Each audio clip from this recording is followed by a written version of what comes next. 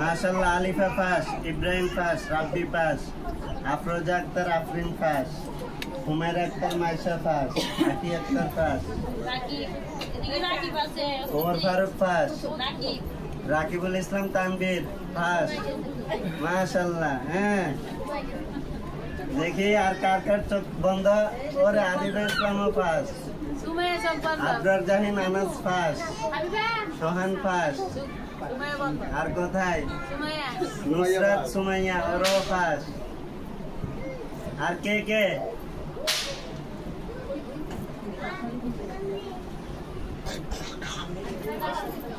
ইসমাইল চোখ বন্ধ করা। 1 মিনিট নীরবতা পালন করো।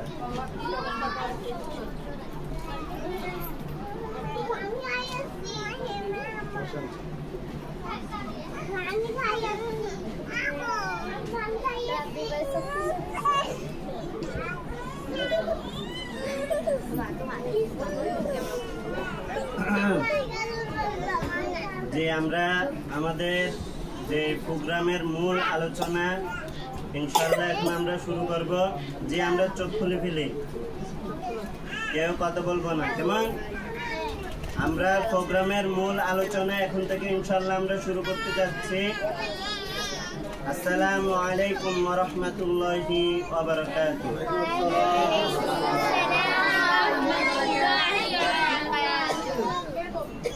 আবার সবাই সালামের উত্তর দে। আসসালামু আলাইকুম ওয়া রাহমাতুল্লাহি ওয়া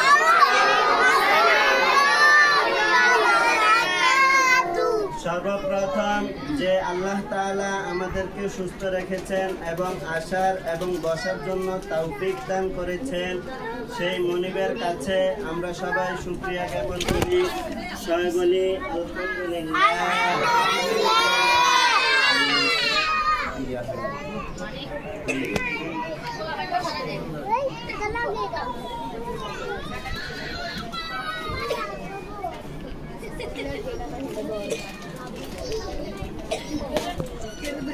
যে আল্লাহ তাআলা আমাদেরকে সুস্থ রেখেছেন, তাআলার কাছে আমরা আবারও শুকরিয়া জ্ঞাপন করি। সবাই বলি একই সুরে একই আওয়াজে বলি আলহামদুলিল্লাহ। আমাদেরকে সুস্থ রেখেছেন কে?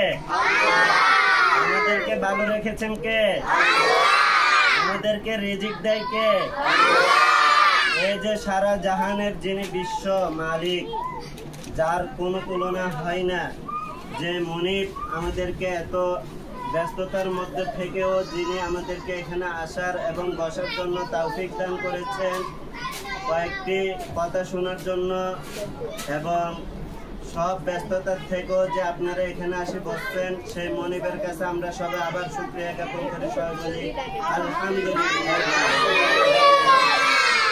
আমরা যদি একটু লক্ষ্য করি তাহলে যারা হসপিটালে যারা শুয়ে আছেন, যারা গেছেন, ওনারা বুঝতে পারবেন যে হসপিটালে যারা যায় ওদের চোখের পানি কান্না থামানো যায় না। কারণ কি? সমস্যা ওর না, সমস্যা আমার মুসলমান ভাইয়ের, সমস্যা আমার না, সমস্যা আমার মুসলমান বোনের। তো ওই হসপিটালে গেলে আপনারা লক্ষ্য করবেন কারো হাত নাই, কারো পা নাই, কেউ বোবা, কেউ ন্যাংরা, কেউ চোখে দেখে না। সব কিছুর দিক থেকে হসপিটালে যদি আপনি যান, আপনি একটা অনুভব করতে পারবেন যে আমি কোথায় আসলাম। তো যে মহান আল্লাহ তাআলা আমাদেরকে দুইটা হাত দিল, দুইটা পা দিল, দুইটা চোখ দিল, দুইটা কান দিল, কথা বলার জন্য জবান দিল, এই আল্লাহ তাআলার কাছে আমরা সবাই যে এত লাখো লাখো কোটি শুকরিয়া যে আমাদের পরিপূর্ণভাবে যে আল্লাহ তাআলা আমাদেরকে সুস্থতা রেখে সব কিছু আমাদেরকে পূর্ণাঙ্গ দিয়ে হাত দিল, পা দিল, চোখ দিল, কান দিল, নাক দিল, ঠোঁট দিল, জিহ্বা দিল, সব কিছু যে আল্লাহ তাআলা আমাদেরকে পরিপূর্ণভাবে দিয়েছেন, ওই মনিবের কাছে আমরা যে কতটুকু যে শুকরিয়া জ্ঞাপন করলে যে আল্লাহ তাআলা কাছে যে আমাদের শুকরিয়াটা কবুল হবে, যদি পুরো দুনিয়ার অট্টালিকা সম্পর্কে যদি বাচ্চারা কথা বলবেন না, তাহলে আপনারা চকলেট পাবেন না, বুঝা যাচ্ছে। যারা কথা বলতেছেন চকলেট পাবেন না। আচ্ছা, আমরা এদিকে একটু মনোযোগ দেই। তো যে মনিব আমাদেরকে এত সুস্থতার মধ্যেও কি এখানে পূর্ণাঙ্গ এখানে বসার জন্য তৌফিক দিয়েছেন, সেই মনিবের কাছে আমরা লাখো লাখো কোটি কি জানাই, শুকরিয়া জানাই। তো আলহামদুলিল্লাহ, এখন আমরা আমাদের বক্তব্য শুরু করব। এখন আমরা একটু মনোযোগ দিয়ে আমাদের কথাগুলো ইনশাআল্লাহ আমরা শুনবো। আমি আবারও সালাম দিচ্ছি। আসসালামু আলাইকুম ওয়া রাহমাতুল্লাহি ওয়া বারাকাতুহু।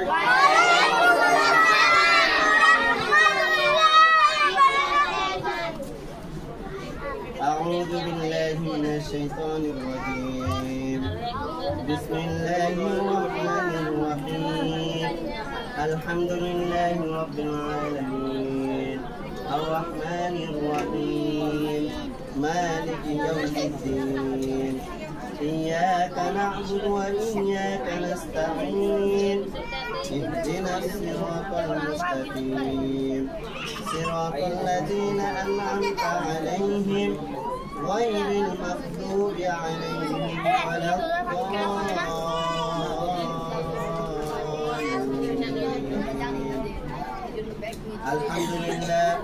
الحمد لله نحمده ونصلي على رسوله الكريم. أما بعد فأعوذ بالله من الشيطان الرجيم. بسم الله الرحمن الرحيم. خيركم من تعلم القرآن وعلمه. طلب العلم فريضة على كل مسلم. إن الدين عند الله الإسلام. اقرأ باسم ربك الذي خلق. خلق الإنسان من علق.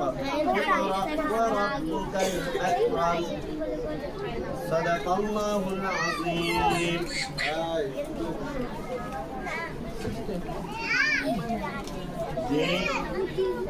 আসসালামু আলাইকুম ওয়া রাহমাতুল্লাহ। যে আল্লাহ তাআলা আমাদেরকে সুস্থ রেখেছেন, এখানে আসার এবং বসার জন্য তৌফিক দান করেছেন, সেই মনিবের কাছে আমরা সবাই আবারও শুকরিয়া জ্ঞাপন করি। সবাই বলি আলহামদুলিল্লাহ। সেই মহানবী সাল্লাল্লাহু আলাইহি ওয়াসাল্লামের কাছে আমরা সবাই দরুদ প্রেরণ করি। সাল্লাল্লাহু আলাইহি ওয়াসাল্লাম। আপনারা সবাই অবগত আছেন যে আজকে মাদ্রাসার কিছু বিষয় নিয়ে আপনাদের সাথে গুরুত্বপূর্ণ কিছু আলোচনা হবে। তো ইনশাআল্লাহ আপনারা এগুলো সবাই মন দিয়ে শুনবেন। মাদ্রাসার শুরুতে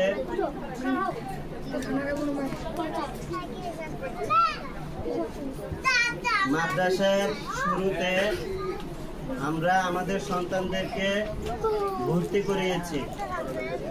আপনি আমাকে চেনেন না, জানেন না, তারপরও আপনার সন্তানকে আমাদের হাতে তুলে দিয়েছেন। এত প্রতিষ্ঠান থাকতেও আপনারা যে ইকরা নুরানী ইসলামিয়া মাদ্রাসা এই প্রতিষ্ঠানকে আপনারা নিয়েছেন, আমি আমার মন থেকে আপনাদেরকে অসংখ্য শুকরিয়া জানাই এবং ধন্যবাদ জানাই। ইনশাআল্লাহ আমি এতটুকু আত্মবিশ্বাস আপনাদেরকে দিতে পারবো যে আপনারা ভালো একটা প্রতিষ্ঠান চয়েস করছেন। আমরা বাচ্চাদেরকে নিয়ে ঈদে বা কুরবানে শপিং করতে যাই কিনা? বাচ্চাদেরকে নিয়ে আমরা শপিং করতে যাই কিনা? এখন দেখা যায় আমরা কাপড় যখন কিনবো টাকা দিয়ে তো আমরা কাপড়গুলো কিনবো, তাই তো? এই কাপড় যখন আমরা কিনবো এমনও হয় 20টা দোকান 30টা দোকান দেখা হয়।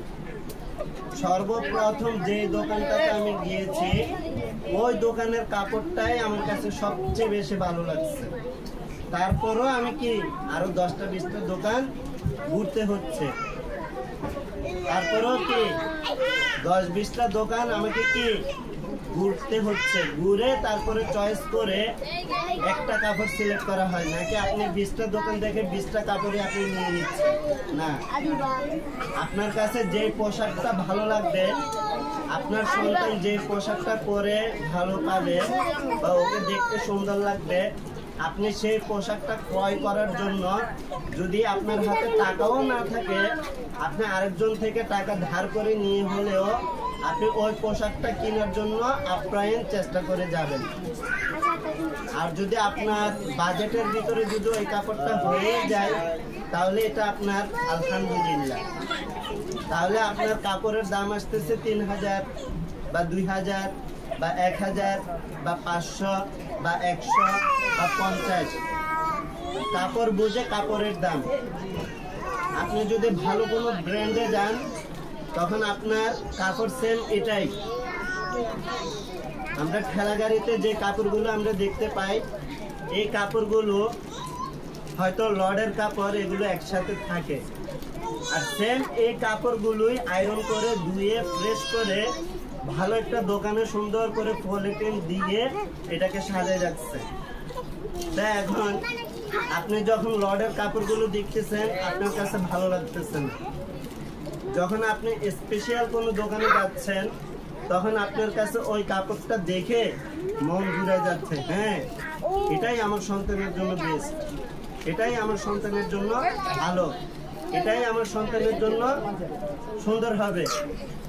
এখন আপনি যদি লডের থেকে এই কাপড়টা নিতেন, আপনার সর্বোচ্চ 100 টাকা খরচ হতো। আপনি ভালো কোনো ব্র্যান্ডের থেকে নেওয়াতে আপনার 3000 টাকা খরচ হচ্ছে। তাহলে আপনার 2900 টাকা কি জলে গেল। আর 100 টাকা দিয়ে যদি আপনি ব্যাঙ্গারি থেকে কাপড়টা নিয়ে নিতেন, নিয়ে যদি আপনি নিজে এটাকে ধুয়ে আয়রন করে নিতেন, সেম ওই 3000 টাকার কাপড়টার তুলনায় এটা হতো। আপনি আপনার বিবেককে একটু দেখেন। সেম এরকম প্রতিষ্ঠান অহর করতেছে। কেউ ব্যবসা নিয়েতে করতেছে, কেউ লোক দেখানোর জন্য করতেছে, কেউ নিজের আখিরাতের সম্মান কামাইয়ের জন্য করতেছে। আমরা বাচ্চা যারা আছে কথা না বলি, দেখি সবাই চোখ বন্ধ করে, সবাই আমরা বাচ্চারা সবাই চোখ বন্ধ করে ফেলি, সবাই চোখ বন্ধ করে। কারো চোখ যেন আমার চোখের সাথে টাচ না খায়, কেমন? যেটা বলতে চেয়েছিলাম সেটা হচ্ছে, আপনি 30টা 35টা 3টা বা 4টা প্রতিষ্ঠান আপনি অলরেডি ঘুরে বেড়ার টিনের ঘরের মাদ্রাসা আপনি আসছেন। এরকম অনেক বাচ্চা এই বছরে আলহামদুলিল্লাহ ভর্তি হয়েছে।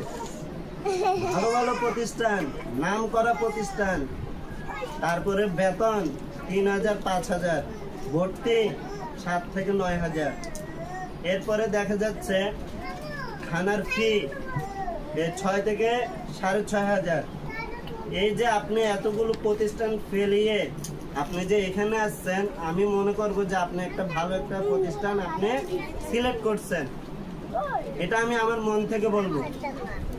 কারণ টিনের ঘরের ভিতরে কি আছে এটা কেউ জানে না। যদি থাকে কারো সন্তান যদি পড়ে, কেউ যদি এখানে অবস্থান করে, তাহলে উনি বলতে পারবে যে টিনের ঘরের ভিতরে কি আছে। আর যদি বিল্ডিং এর মধ্যে আপনি স্পেশাল টাইলস, তারপরে লাইটিং, তারপরে দেখতে কত চমৎকার হুজুরদের, তারপরে দেখতে কত চমৎকার পুরো রাউন্ড, দেখলে যেন মন জুড়ে যায়, দেখলে কি মনটা শীতল। এখানেই মনে হয় বেস্ট। আমার সন্তানকে এখানেই দিলে মনে হয় ভালো হবে। আমার সন্তান এখান থেকে একজন ভালো আলেম, ভালো হাফেজ, ভালো হক্কানি, ভালো একজন ফির হয়ে এই প্রতিষ্ঠান থেকে সে বাইর হবে। যখন আপনি এই নিয়ত করে যখন সন্তানকে মাদ্রাসা ভর্তি করাচ্ছেন, বেশি না, একটা মাস, কয়টা মাস, একটা মাস যাওয়ার পর আপনার যে চিন্তা ভাবনাগুলো ছিল এগুলো সম্পূর্ণ পৃথক হয়ে গেল। মানে আপনার চিন্তা ভাবনা থেকে সব বিপরীত। এখন তো আপনি বাচ্চাকে ভর্তি করে ফেলছেন 7,000 9,000 দিয়ে, মাসিক বেতন আপনার থেকে 3,000 টাকা ধরলো। আপনি তো আর এখান থেকে ছুটে আসার কোনো অপশন নাই। আপনি সিলেক্ট করার সময় ভুল জায়গা সিলেক্ট করছেন। আমাদের হুজুররা আমাদেরকে বলতেন, যিনি আমার ওস্তাদ উনি আমাকে বলতেন, দেখো শফিউল্লাহ, জীবনে যাই কিছু করো না কেন, তবে কারোর সাথে বেঈমানি করবে না। কি বেঈমানি করবে না, কারোর সাথে নাফরমানি করবে না, কারোর সাথে নিমক হারাম করবে না, কারোর সাথে মুনাফিকি করবে না, কারো মিথ্যা আচরণ নিয়ে কারো সামনে যাবে না। তোমার যেটা সম্বল তুমি সেটা নিয়ে তুমি এগোতে থাকবে। এটা আমার ছোটবেলায়, যখন আমি ছোট, এখনো হাফেজি মাত্র শুরু করছি, আমার মা বাবা যখন আমাকে প্রতিষ্ঠানে দিয়ে আসছে, তখন আমার বুঝ কতটুকু হবে, তখন আমার বুঝ কতটুকু হবে। এই যে ওর মতো হব, না ওর থেকে আরো ছোট হবে। এই যে ইব্রাহিম দ্বারা ওর মতো হব বা ওর থেকে আরেকটু ছোট হব আমি। তখন আমার শিক্ষক আমাকে বলতেছেন, শফিউল্লাহ, জীবনে যাই কিছু করো না কেন, ভালো পথে চলবা, ভালো হয়ে থাকবা, সৎভাবে চলবা, কারোর সাথে বেইমানি করবে না, কারো টাকা পয়সা ঋণ করার চেষ্টা করবে না। আলহামদুলিল্লাহ আমি এতটুকু আত্মবিশ্বাস দিতে পারবো, কারো কাছ থেকে ঋণ তো দূরের কথা, কারো কাছ থেকে যে টাকা হাওলা নিব, ওইটা আমার জবান থেকে মরে গেলেও আসবে না। যে আমাকে 1,000 টাকা দেন, আমাকে 500 টাকা দেন। আমাদের অভিভাবকের ভিতরে এমনও একজন আছে, নাম বলবো না, উনি আমাকে কিছু টাকা ধার দিচ্ছে, মানে ধার দিচ্ছে। দেখতেছেন যে আমার পরিস্থিতি বেশি হালত অবস্থা খারাপ, আমি আমার এই 17 জন স্টুডেন্ট নিয়ে আমি চালাতে পারছি না। তখন উনি ওই অবস্থা আমার এই সব কিছু দেখে উনি একদিন অফিসে এসে বলতেছে যে ওস্তাদ জি আপনি এটা রাখেন। আমি বলি এটা কি? বলতেছে এটা রাখেন না, এটা আপনি রাখেন, খরচ করেন, আপনার হাতে যখন আসবে আপনি এটা আমাকে তখন বুঝে দিলে হবে। আমি বলি আস্তাগফিরুল্লাহ আস্তাগফিরুল্লাহ, কি বলেন? আমি কি আপনার কাছ থেকে চাইছি? না, আমি আপনার কাছ থেকে চাই নাই। তারপরেও যে আমাকে একটা যে মহব্বত উনি দেখাইলেন, যে আমার বিপদের সময় উনি পাশে আসছেন বা আমাকে কিছুটা দিয়ে উনি হেল্প করতে চাইলেন, এটা তো টাকা তো নেওয়া বড় কথা না। উনি যে আমাকে একটা আন্তরিকতা দেখাইলো, এটা শুকরিয়া করার চেয়েও আরো বেশি। আপনি যখন ঘনিষ্ঠ হন, কোনো মা বাবার সন্তান যখন ছোট থেকে বড় হয়, ওই সন্তান মা বাবার ঋণ কখনো শোধ করা যাবে না এবং পারবেও না। সন্তান যদি বলে আমার পুরা জীবন আমি বিসর্জন দিয়ে দিব আমার মা বাবার জন্য, তারপরও মা বাবার ঋণ কখনো শোধ হবে না। কেন হবে না? ওই মা ওই বাবা ওই সন্তানকে লালন পালন করার জন্য যে কতটুকু কষ্ট করছে, ওই সন্তান এটা বুঝে না। যখন ওর বুঝ আসে, তখন ওর মা বাবা দুনিয়া থেকে বিদায়। তখন ওর মা বাবা দুনিয়া থেকে বিদায়। যখন ওর বুঝ নাই, মা বাবা হাজারো চেষ্টা করে যে সন্তানটাকে ফিরিয়ে নিয়ে আসার জন্য, তখন ওই সন্তানে বুঝে না। ওই সন্তানের মতোই বেড়ায়, বাসায় যাচ্ছে 2 মিনিট, এরপরে বাকি সব সময় বাহিরে বন্ধুদের সাথে আড্ডা, কোথাও দূরে যাচ্ছে ঘুরতে, কিন্তু মা বাবার খোঁজ নেয় না। যারা স্কুল কলেজ ভার্সিটিতে পড়ে, আমি যে ওদের বিষয় খারাপ বলবো তা নয়, কিন্তু স্কুল ভার্সিটিতে যে ছাত্রগুলো পড়ে, ওই ছাত্রগুলো বড় হলে মা বাবাকে বৃদ্ধাশ্রমে দিয়ে আসে। এই মা বাবা আমার জন্য কিছু করেনি, এই বাবা আমাকে কিছু বহন করে নাই, কিন্তু মা বাবা ওর জন্য যে কতটুকু করছে সে যদি জানতো, তাহলে ওই মা বাবার ঋণ কখনো সে শোধ করতে পারতো না। আপনারা কি বলেন? আপনাদের মা বাবার কথাগুলো চিন্তা করেন। যাদের মা বাবা বেঁচে আছে আলহামদুলিল্লাহ, যাদের নাই, এখন আপনারা চাইলেও কি আপনার বাবাকে ইলিশ মাছ খাওয়াতে পারবেন? আপনার বাবা আপেল খেতে চাইলো, আপনি কি চাইলো এখন আপেল খাওয়াতে পারবেন? আপনার মা ওষুধ খাইতে চাইছে, আপনি এখন চাইলো কি আপনার মাকে ওষুধ খাওয়াতে পারবেন? এটা সম্ভব নয়, কারণ উনি দুনিয়া থেকে বিদায় নিয়ে চলে গেছে কবরের বুকে। তো তদরূপ ভাবে মা বাবা থাকতে মা বাবাকে মর্ম দিতে হবে, বুঝতে হবে। বাচ্চারা এখনো ছোট, তবে আপনারা যারা অভিভাবক যারা আছেন, আমি আপনাদেরকে এতটুকু বলবো, মা বাবা যে কত বড় অমূল্য ধন, এটা যখন আপনি বুঝবেন তখন আপনি মা বাবার কাছ থেকে দোয়া নিয়ে কুলাতে পারবেন না। আমার পাশে আমার বাবা আছে, আমার পাশে আমার মা আছে, আমার পাশে আমার বোন আছে, আমার পাশে আমার ভাই আছে, আমার ভাইও আছে, আমার পাশে আমার পরিবার সবাই আছে। এবার আমাকে ঠেকানোর মতো কেউ আছে? আমাকে ঠেকানোর মতো কি কেউ আছে? কারো বাপের একটা সাবাস নাই আমার একটা শরীরের লোম ছিঁড়ার। কারণ কি? মা বাবার দোয়া আছে, ভাই বোনের দোয়া আছে, আত্মীয় স্বজনের দোয়া আছে, এলাকাবাসীর প্রত্যেকের দোয়া আছে। তো আল্লাহ যাকে মহব্বত করেন, আমি আমার বিষয় নিয়ে বলতেছি না, আল্লাহ যাকে মহব্বত করবেন, ওই মহব্বত শুধু মানুষ কেন, পুরা কুল কায়নাত সবাই ওকে মহব্বত করবে। ওর চেহারা থেকে আলাদা একটা নূর বাইর হবে, ও হাসলে যেন মনে হয় জান্নাতের একটা হাসি আমি দেখতে পাইলাম।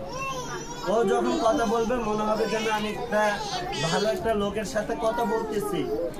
ও যখন কথা বলবে ওর শরীরটা গঠনটা দেখলেই মন শান্ত। আর যে নিমক হারাম, যে গাঁজাখোর, যে মদ খায়, যে সিগারেট খায়, যে মা বাবার কথা শুনে না, যে মা বাবাকে কষ্ট দেয়, ওকে দেখার সাথে সাথে 100% গ্যারান্টি দিবে সে গাঁজা খায়, সে মা বাবাকে কষ্ট দেয়, সে বদখোর, সে মদখোর, সে এটা, সে সেটা, সাথে সাথে আনসার দিয়ে দিবে। কারণ কি? ওর চেহারাটাই বলবে সে এটা, ওর চেহারাই বলবে কি সে এটা। তো আলহামদুলিল্লাহ, আমি এতটুকু আপনাদেরকে আত্মবিশ্বাস দিব, আপনারা যে আপনাদের সন্তানদেরকে, কলিজার টুকরাদেরকে এই প্রতিষ্ঠানে আপনারা দিয়েছেন, এত একটা আত্মবিশ্বাস মনে প্রাণে, যে বিল্ডিং এ যে লেখাপড়া থাকে তা তো নয়, দিনের ভিতরে কি আছে একটু যাই আমরা দেখি, ওনার সাথে কথা বলি। আলহামদুলিল্লাহ, আমি এতটুকু আত্মবিশ্বাস দিব, অভিভাবক যারা আমার সাথে এই পর্যন্ত বসে কথা বলছেন, আমি কতটুকু আন্তরিকভাবে যে ওনাদের সাথে কথা বলছে আমি জানি না, তবে আলহামদুলিল্লাহ এতটুকু গ্যারান্টি দিব, যার সাথে আমার কথা হয়েছে সবাই আমাকে একটু হলেও মহব্বত করছে, একটু হলেও কি মহব্বত করেছেন। এমনও অভিভাবক আছে যে ওস্তাদ জি আপনি তো দুপুরে মনে হয় খাবার খান নাই, আসেন আমার বাসায় আসেন। পুরা পিছের 1 বছরে যে এমন কষ্ট করছে যে খাবার কি এটাও আমার খেয়ালে নাই। সব সময় দিন রাত 24 ঘন্টা এই বাচ্চাগুলোকে নিয়ে পড়েছিলাম। খাবার যে কখন খেতে হবে, সকালের খাবার এমনও আছে না খেয়ে, দুপুরের খাবার না খেয়ে সন্ধ্যায় যায় খাইছি। এমনও এই আগের বছরের এই বছরটাতে আমার হয়েছে, শুধু 1বার 2বার না, এটা বহুবার। আমার মা আমাকে বকা দেয় যে তোর খাবার খাবি কখন। আমার মার বাসা বলে তুই খাবার খাবি কখন, তুই বাচ্চাদেরকে নিয়ে এভাবে পড়ে থাকলে তোর শরীরের যত্ন কে নিবে, আগে খাবারটা খেয়ে তারপরে যা করার সেটা করে নিবি। এটা নিয়ে প্রায় সময় আমার সাথে ঝগড়া হয়, কালকেও আমার সাথে ঝগড়া হয়েছে, কালকে প্রায় সময় আমার মা শুধু আমাকে বলে যে কি ব্যাপার, খাবি কখন, ভাত খাবি না। এমনও হয়েছে সকালের কোনো কিছু নাই, দুপুরের কোনো কিছু নাই, রাতেরও কোনো কিছু নাই, ভাত খাচ্ছে 2টা 3টা বাজে, রাতের 2-3টা বাজে, যখন মানুষের তাহাজ্জুদের নামাজ পড়তে উঠে থাকে। এটা তো আর আমি ইচ্ছা করে করতেছি না, এটা হয়তো কাজের প্রেশার, হয়তোবা বাচ্চাদেরকে ক্লাস নেওয়া, কোচিং করা, মক্তব পড়ানো। আমি শুধু এখানে যে ব্যস্ত থাকি তা নয়, আমার প্রাইভেট 3টা আছে, বাসায় যাই যে ওদেরকে সময় দিই। ওখান থেকে আল্লাহর রহমতে ভালো স্যালারি পাই। এই 3টা থেকে 2টা বাদ দিয়ে দিয়েছে, আরেকটা রাখছে। শুধু 1 ঘন্টা সময় দিব, 7,000 টাকা দিব। ইমানদারি কথা, মুখ থেকে যদি একটা মিথ্যা কথা বলি আমার জিহ্বা যেন আল্লাহ তাআলা কাটি দেয়।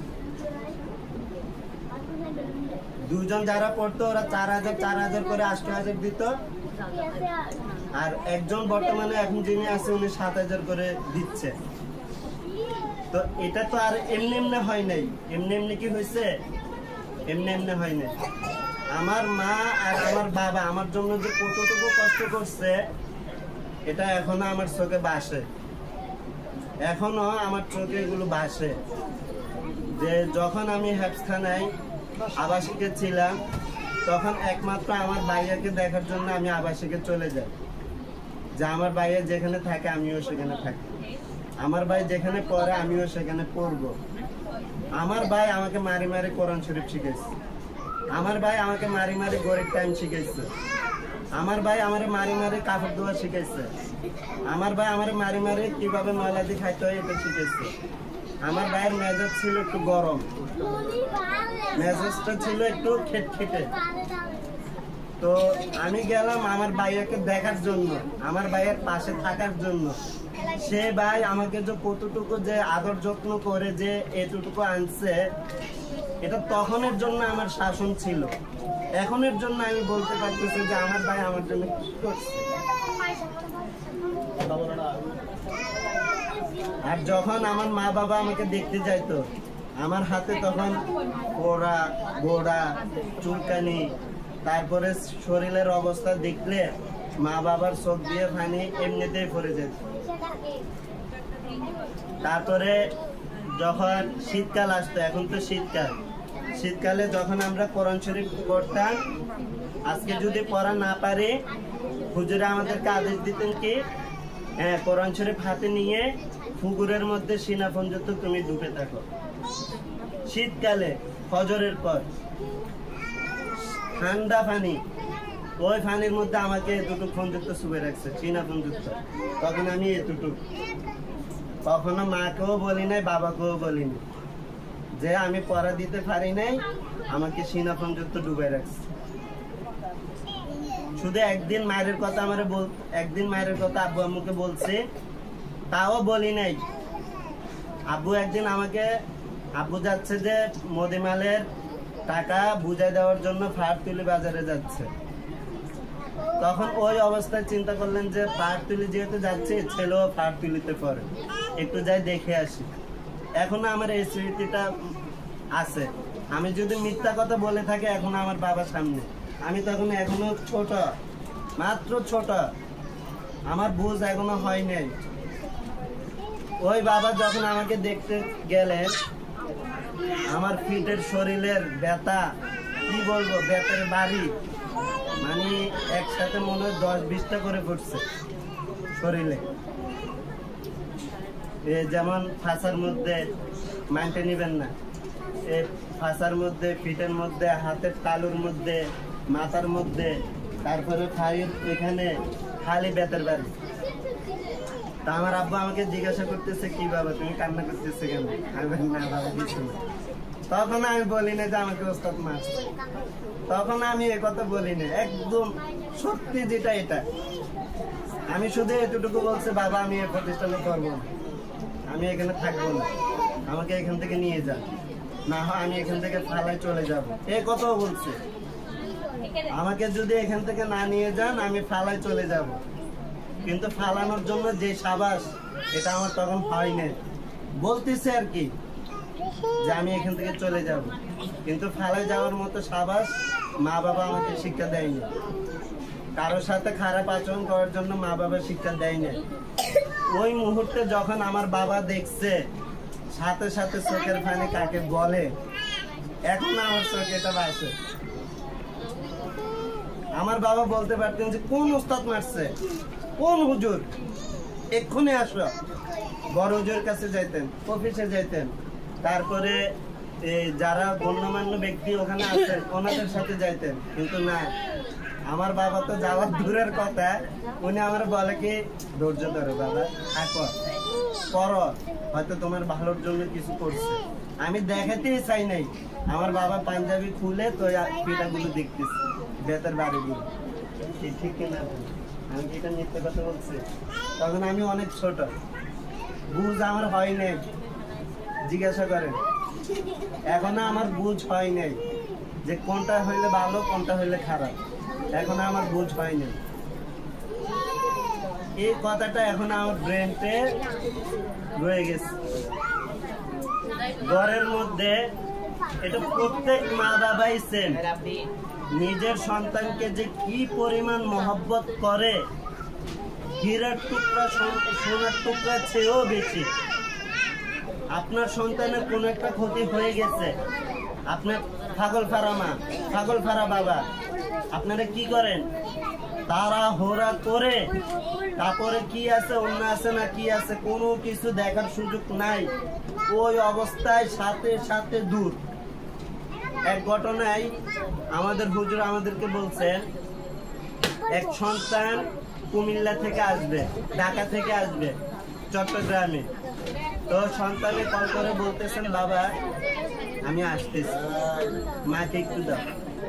তো মায়ের সাথে কিছুক্ষণ কথা হয়েছে, মাকে বলতেছে, মা আমি ঢাকা থেকে চট্টগ্রামে আসতেছি, উনি কাজ করে ঢাকায়।